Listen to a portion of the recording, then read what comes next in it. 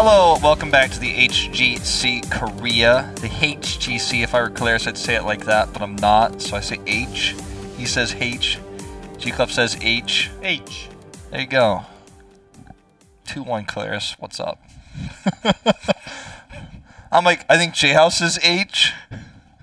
I think Gilly says H. I think Dreadnought says H. I think Calder says H. I think Trixler says H.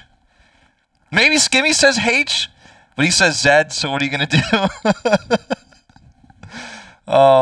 We're back here. Supernova okay, dominating 2-0. No. Thanks. So anyway, Supernova dominating with a 2-0. We've had a lot of open division teams come through in the past. We had Raven, who made it through qualifiers and last seed, who ended up looking pretty poor in Season 1 of 2017, 2018. You know, we had Feliz and Gluck come through. We had RRR seeded through after the disband. Did not go well. So you got a lot of teams come into the league, Feliz included, who just was defeated now, or lost 2 maps, 2-0. Very expected to lose now 3-0 based on how the games are going. But all these teams come in ace and fail to produce results of any merit, and fail to show good macro games for the most part. However, this team that we've seen just 2 games of so far looks quality. They are the Supernova. They're going to be the meteors of new star just rising up to the earth and just coming into HGC Korea for now. And up against Feliz, so it is not too bad. And looking at their tempo, they're actually moving as in macro speed of at least Tempest level, or at least Blossom level in play. So not just this match, upcoming match, they're actually going up against very strong teams very soon. So it'll be very interesting to watch how well they can actually do compared to all the stronger teams like Gen G, Ballistics, who's actually on a downhill a little bit. Like Tempest, who is very strong at the moment with the macro and the team fight. And we'll get to see that all in HGC Korea, so keep tuning in. Feels like it's just really strong shot calling. That's the main thing. Yeah, it's quick all the time. Focusing on OJ in that last fight, especially, or in that last game, all the fights, just kind of eliminating him early, getting him out of a position, using the teleport coming through very quickly from Brightwing, phase shifts up, they get the polymorph, then they get the stun, and Stitch is just helpless. Just identifying this weakness in the draft, punishing it super hard, was what they were able to do. And so they've shown us good macro in terms of avoiding team fighting, like on Dragonshire, picked a curse, took the fight to them using an initiation from Brightwing. Brightwing was basically the initiator, teleports in, polys, and then the CCs come through. So Alex has been impressive on 2 different supports. The Deckard he used to heal through the Zeratul damage was insanely impressive. I mean, when you look at these 2 teams right now, it's tough to predict that this is going to be a 5-game series that swings back in the other way.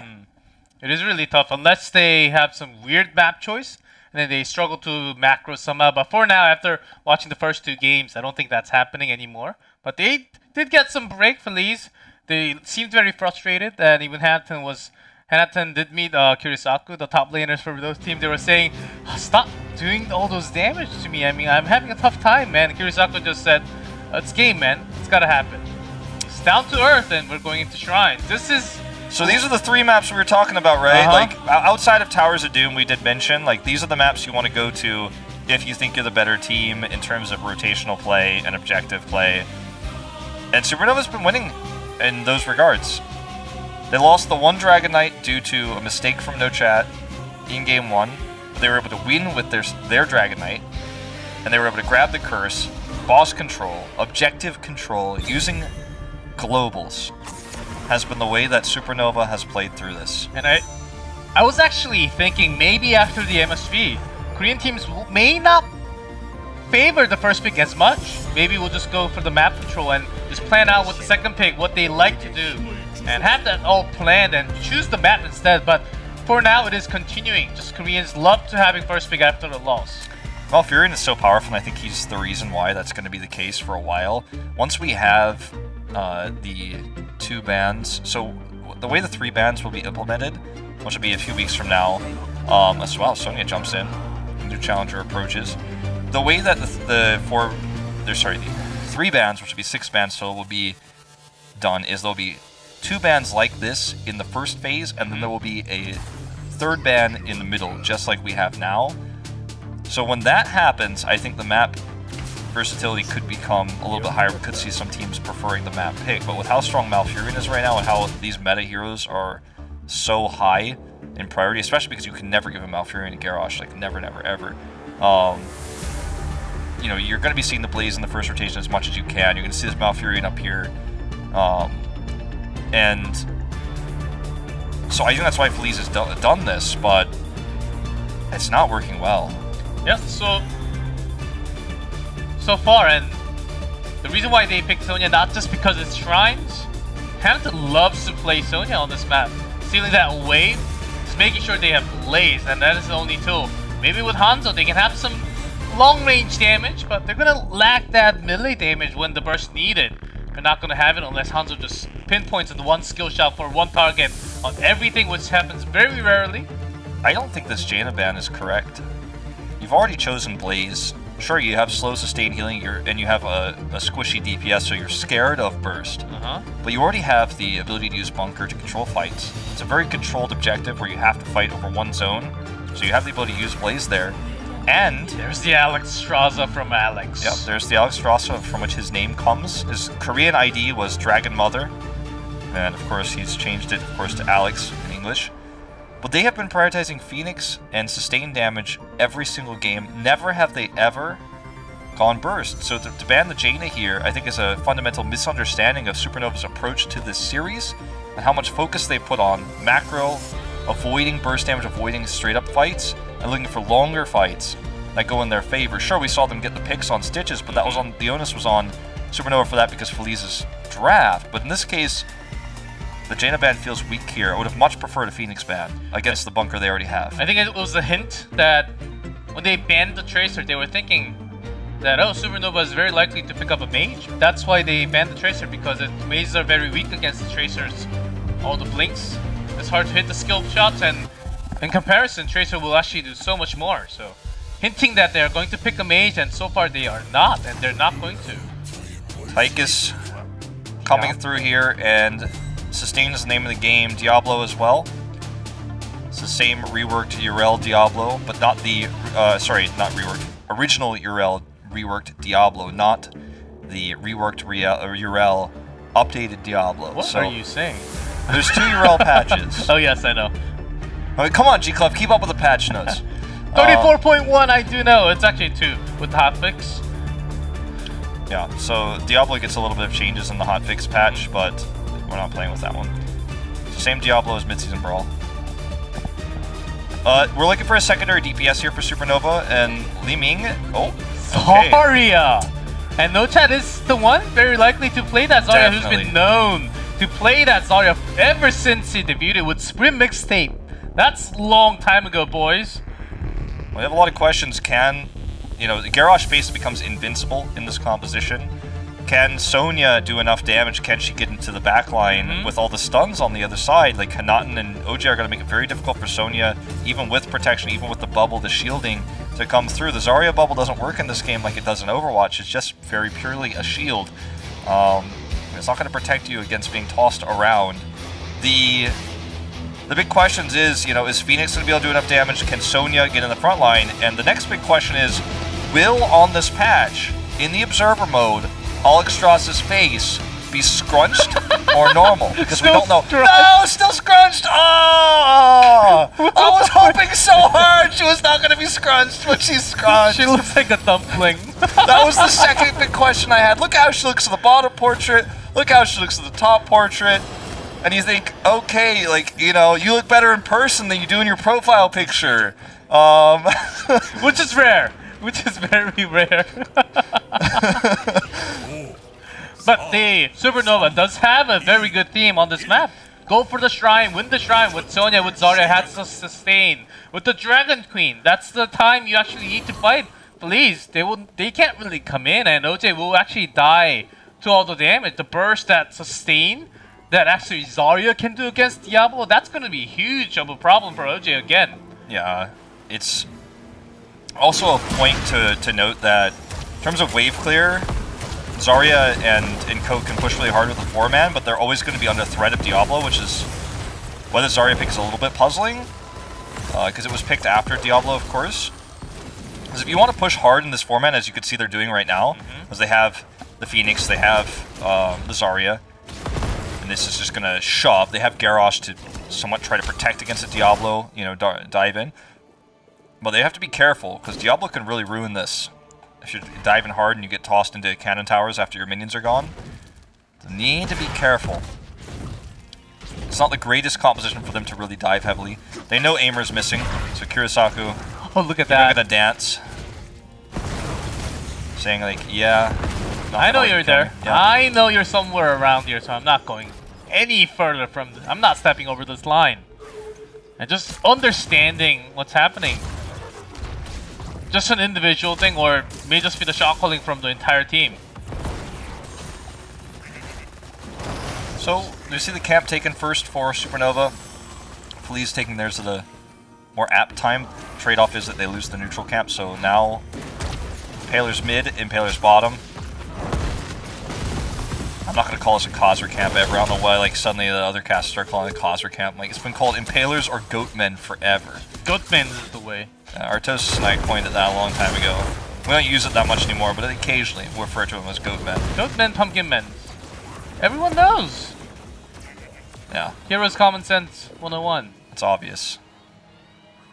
Common sense indeed. Well, double camps, as you know, as you were saying, pushing mid and bottom, as Feliz shows some respect to the Zarya pick. It's going to be the redemption at 1 for Hanzo, the arrow at 4, so very safe build. You don't really need the scatter build on this map. If you're picking it, you're just kind of like autopiloting. I think it's very clear this is the superior build for this map, in my opinion. And clearly there's an agreement on the side of Feliz. I'm gonna grab this camp, heal up, and head back mid for the first shrine. This dude is gonna clear this camp with his new level 4. How? Ooh, actually, go ahead. Alex tried to go for a sweep movement. I thought she was just going for the abundance talents all over.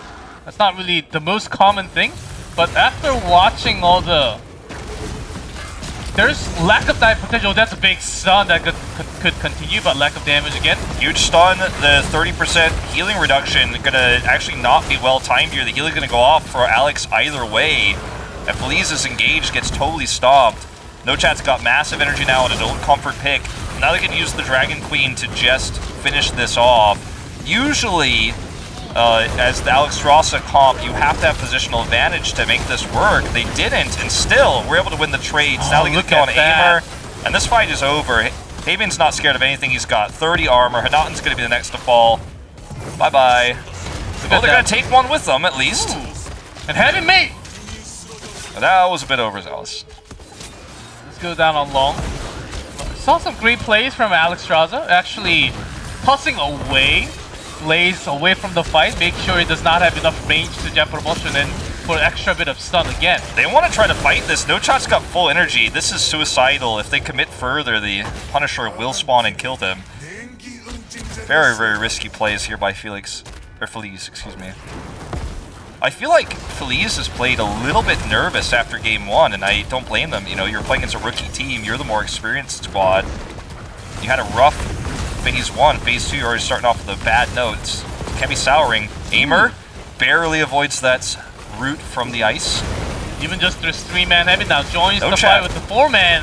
Full energy, does so much damage. OJ! Let's go down with the Diablo. You think you can survive with some of the souls, but not anymore. With all the punches from the Frozen Punisher along with all the damage. I mean, Zarya even went for the basic attack build. Yep. You have to, I think, with this comp. You're basically just trying to ball up on healing zones. And you're going to stand in one place, you're going to overlap, you're going to get... Zarya's going to be getting shields for herself and for an ally, usually Sonya in most cases, sometimes the Garrosh.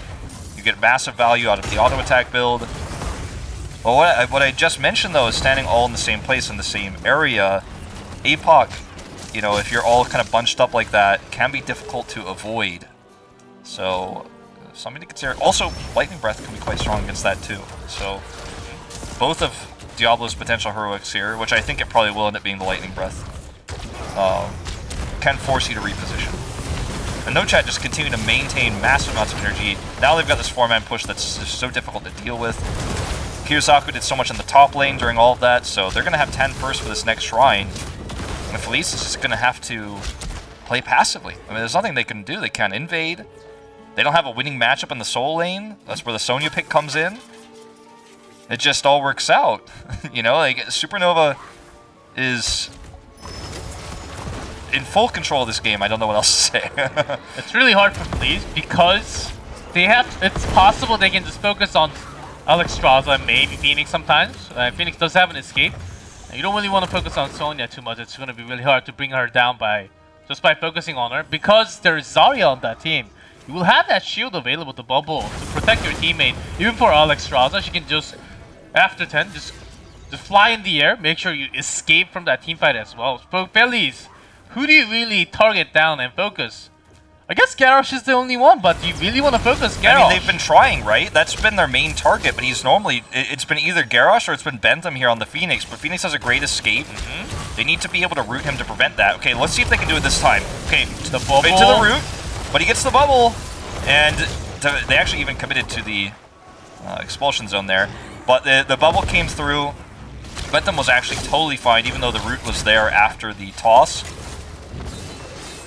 Did not work out. There's the Lightning Breath lock-in. By the way, I want to point out both supports in the portraits at the top are the only heroes that are willing to show their chin in the portrait. Look at that. Only Alexstrasza and Malfurion are willing to show their chin. Every other hero is hiding the chin.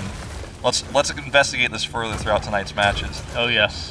Only Alexstrasza and Malfurion, they're like, I'm a support, you can see my chin. Everyone else hiding the chin. That's the story that you can only hear from Korea. That's right. I have the info for you guys. I have the stats. Supports only, showing the chins. Let's continue to watch this. So, all right, positional advantage. We talked about this before. To the Alexstrasza team, that means the Dragon Queen is going to be so much more effective. Already almost another salvo available. 15 seconds to go. Feliz needs a hard engage. They need to get a pick, or they are going to lose this. OJ looking for the side angle here onto Bentham. Haven blocks him out though. Oh man, this fight's already over. Just get all the shields out, but until that Dragon Queen's out of there, Odin, find some time, making sure they have some lumber. Difference 20 still on their hand, the second bubble. Okay, they're committing in here. So look at that. Already gone with the Cleansing Flame. Diablo just immediately focused down. He made himself a target with that Lightning Breath, not in his bunker. He wasn't able to get into it, but he's immobile in the Lightning Breath. And now this fight is just, like I said, it was already over before it began. Great understanding of how to utilize this Alexstrasza comp with the Zarya. This is just a beautiful thing. Supernova's shown us 3 different colors tonight. I can't imagine any world Feliz bounces back now. This is just fantastic play. Very, very impressive stuff. Unique playstyle. Haven's shown us some great Garrosh. He's interrupted a lot of what Feliz has tried to set up. And it feels like Feliz just has no direction in some of these moments where Supernova has a clear plan and Feliz is like, well, we just tried to draft meta. Oh yes, exactly. OJ just diving in alone is not going to solve the problem. Alex just understanding the heroes so well, escaping from any danger possible. First one, the bubbles, they know exactly so they don't escape, they actually take damage instead. To charge up the Zarya's energy just like that, and they just continue to roll. Right after that, they have all the escape for themselves. Phoenix has the warp, Alexstrasza Cleansing Flame right after. Sonya gets to stay for a long, long time. I mean, how can you destroy this team? I think you really have to wait for the bubble, create perfect opportunity. Remember, guys, this is a team that, you know, won Open Division barely, the 4-3 score. Feliz defeated, you know, to stay in the tournament, their opponents as well. They barely stayed in. The Crucible was a fairly close, you know, 4-2 match for them. So it wasn't a one-sided one by any means. This is not a team that came out of Open Division where everyone said, this is the team to watch. They have made massive improvements since then. Dudu caught, very likely dead. Taunted, Lightning Breath here, just gonna tickle, as we see Alexstrasza pop her Heroic to continue to do damage and prevent mounting here. OJ slowed by the Q, will have the bunker to escape. Oh, caught by the Groundbreaker, tossed in, never mind! Diablo escaping in the bunker and getting caught? Feliz was just an appetizer for this team that we now know to fear. It will be tested again multiple times throughout this season. We'll find out where the strength really lies. Feliz may be the weakest opponent they would face in this tournament. We said if they lost here, it would be demotivating to prepare so hard for this first match and lose. But they prepared well. They came with executed strategies. Very different styles from each map. So it's difficult to prepare against them. Supernova looks in prime form, but we have to see how they do against stronger teams. If they can continue this performance, I'm gonna get hyped. And it seems like Phoenix is actually a really big key for the team. And not just no chat zero pull. Looking at 3 levels away, hold on to that feet. Feliz trying something with the taunt on the Diablo. This could be a chance. Lots of burst damage from Feliz, surviving with the bunker for now, but no escape. Look at that expulsion. So good. So good. No chat, setting up the plays. They're gone. Dudu gets over the wall, but will he escape? I think the answer may be no, if they can cut him off. Oh man, Haven's look for your life. Look for your life, Haven. Haven's coming. Toss the minion. Gets the ground breaker. He's dead. He is dead. Diggity dead. Hanaten. Oh man, he's lost. Just for the slow. What's the horde? What's the oh, heart thing back home. Oh. Delaying his own death timer at this point for the shrine. He wanted to die faster. He's not going to be up for the shrine now. Rough times, man. We talked about Supernova having positional advantage and how they were able to run away with it in that last fight in the top shrine. Not even everyone is alive for Feliz. Taking the camp as Kirisaku is soloing the shrine. They're prepping the top wave to try to get the keep there while they get the bottom keep. Or sorry, the mid keep, the one where the Punisher is going to go. It's an Arcane Punisher. And Feliz has just got Dudu split bot. There's no way to engage 3 levels down, no 16 talent. You have to hope for the miracle defense. And that has to come from a really brilliant engage from the Diablo, but with the Zarya pick that's worked so well here, you know, I questioned it at first, you know, what will they be able to do with all this shielding? The auto attack build gets chosen for no chat. I should have never doubted the Zarya. He is looking so good on it. Supernova actually looks like Wakanda, having layers of shields after one another. And Feliz cannot just destroy, they have to break through. But there's just no opening for them to go in. Oh, now man, they're going to have so much trouble. 4-level lead. We are watching this happen. Supernova dominating this first series. All they have to do is walk across the finish line. And they're starting to approach it. Heals coming through here. They're on the core. Kirisaku going to do massive damage. There's the double stun. Havian still holding on to the taunt. He hasn't even used it yet. Going to eat the heal here. Salvo comes down. Core's going down. Will anyone die here on the side of Supernova? They will lose Havian, but it's over. Alex just froze them, and they're going to take 3-0. First ever series win in HGC Korea on their first match, opening day. Absolutely unexpected. You know, you can see Havian, who's had a phenomenal performance on the garage tonight, is a little bit overwhelmed by the victory. But what a series. I mean, 3 different styles. Double global game 1. Game 2, the Punish global with the Brightwing. Game 3, the Alexstrasza we knew they could run. 3 different map picks. They played the entire series without a single first pick. It was maps alone. They walk over. Both these teams jerseyless, remember. The open division teams trying to find sponsors, trying to make their way in HGC. Feliz narrowly escaped relegation. But from what we could see from this team on day 1, if they could prove themselves against a stronger team, if they could keep this composure, I don't think they'll find themselves sponsorless for long. Alexstrasza healing nearly double of what Liu is able to output on the Malfurion. 58k. I think Feliz, after tonight's match, they really have to collect how they want to team fight, when they want to make an engage, and which target they will actually want to focus, and have a second thought. Is it really going to work? Because when they're trying to have something in, it seems like they only had one step in thinking, no, this should work. It should work because we want to focus on this target. But you have to think about all the defense onto the other side. Maybe wait for the skill to be out and then look for the cooldown timing exactly. But wait for that moment and then dive in along together and maybe have a bunker for yourself to actually provide an escape for your teammate, not just for yourself. I think a lot of the things for Feliz, what they were trying to do, did not work out. They have to really line everyone up, and then ask, what do you want to do? How do you want to approach this? Have really collective thoughts onto the proceedings of the chart. And I think unless they really have that time to actually collect themselves, I don't think they can compete too well against even Good Luck. I think they will be having a hard time. They will struggle. The Collect's roster looks good. Blossom obviously refreshed. So it's not going to be an easy season. Miracle's roster as well is the one that everyone's saying is the scary one.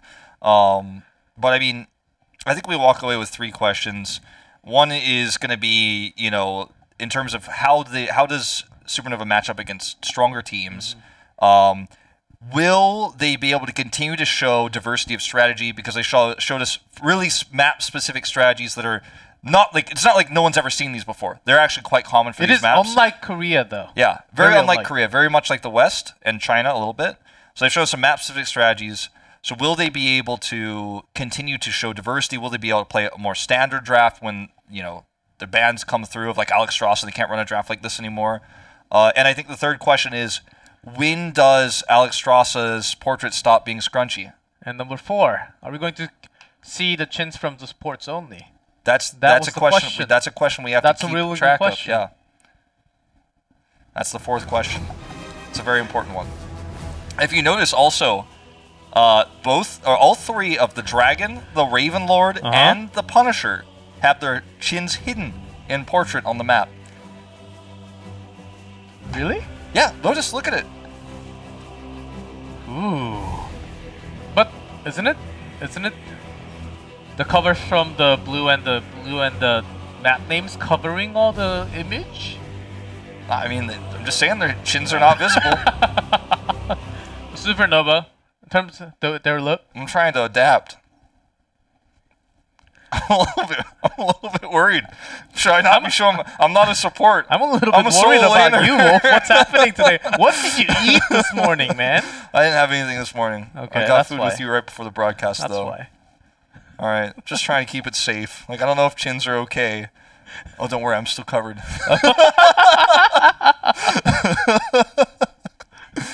I'm pretty hyped about Supernova, though. I actually came in with, if I'm honest with you guys, I came in with low expectations. We've had, Open Division has always been kind of a pool of somewhat weaker players comparatively to the pro scene. There's always been like a huge line that you could draw. Oh, yes. After top 3.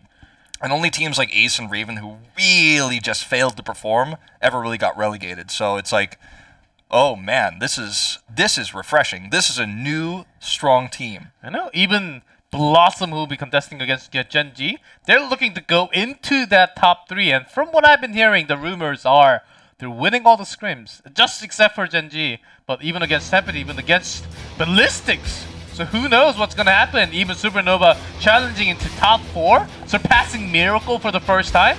Of course, they're here as for the first time, but still, as a new team, that never happened in Korea. Yeah. If you want to watch some of these replays, this is the Alex show on the Dahaka.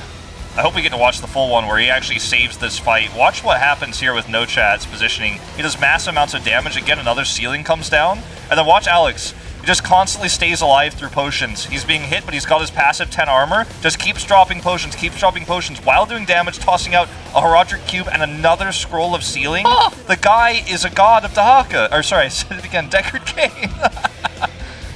Oh, well, there you go. Kirisaku was also pretty good with the burrows. Just getting all the, oh, this looked like a desperation. Oh, this was bad. This is my clip moment, guys. Oh, but where's the help? Like, where's my team? Jaina is like, Judo comes in with like, he's like, oh, I gotta get there fast, so throw a water elemental even, like, maybe that'll get me there. Like, no, this was a really big mistake by Feliz, and just, I think any Open Division team probably would have won on that fight. That was just not a good setup. They were desperate. Look at Alex. Goes in, planting flame. What are you doing there, there, OJ? Now? He's stuck. He can't do anything. Expulsion Zone comes out as well to make sure that even if he cancels, he gets no value. Hinatan's bunker is like, oh man, I guess I couldn't get And in. even look at that positioning from Alex. Yep, he comes knows that in. he's going to be safe with the bubble again, and he actually pushes in. Really, really impressive play. We're going to have an interview with our new interview host. G-Club's going to translate. Oh, yes. It's